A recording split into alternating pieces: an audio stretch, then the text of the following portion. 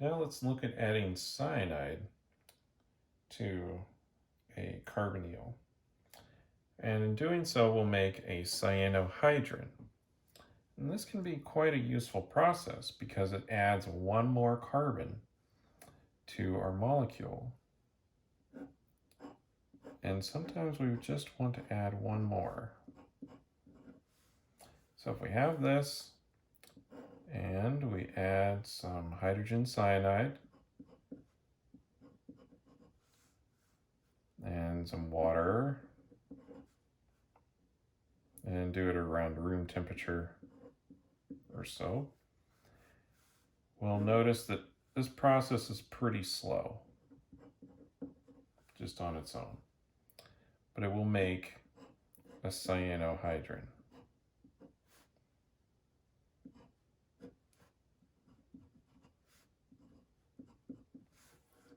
Just like this. Now, it's possible to further hydrolyze this, especially if we add something like sulfuric acid and a lot of extra water to it. Later on, we'll talk about this reaction, but we can hydrolyze this over into a carboxylic acid,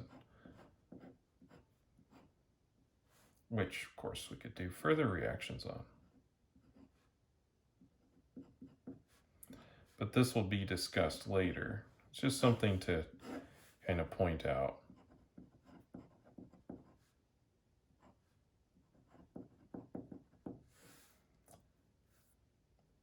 Now, let's look at the mechanism for this process, and then I'll tell you how we can speed up this slow process.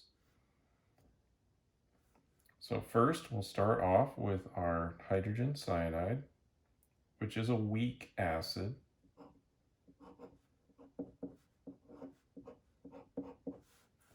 So we'll add our water. Comes in, deprotonates it, forms the cyanide ion. And again, it's kind of a weak acid. So we'll make a little bit of our cyanide.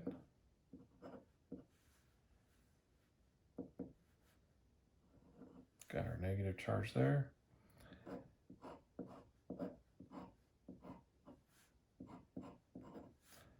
And then at this point, it's a pretty typical mechanism. So we just have the attack on the carbonyl, just like so. That leaves us with an oxygen needing a proton right here. And then we'll just grab a proton.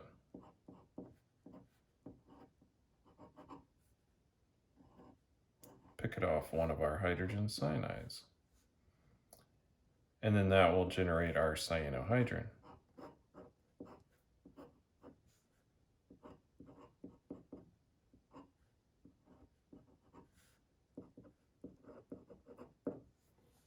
Plus some more cyanide.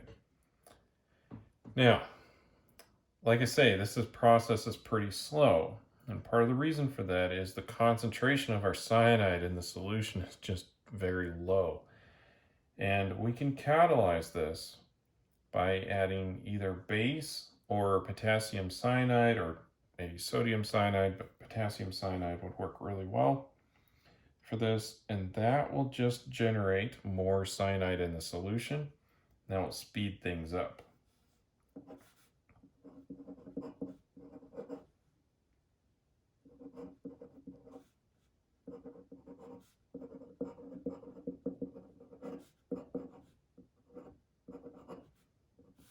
So this will directly increase the cyanide concentration, because as soon as it dissolves, it will break apart into cyanide and potassium ions, potassium being the spectator.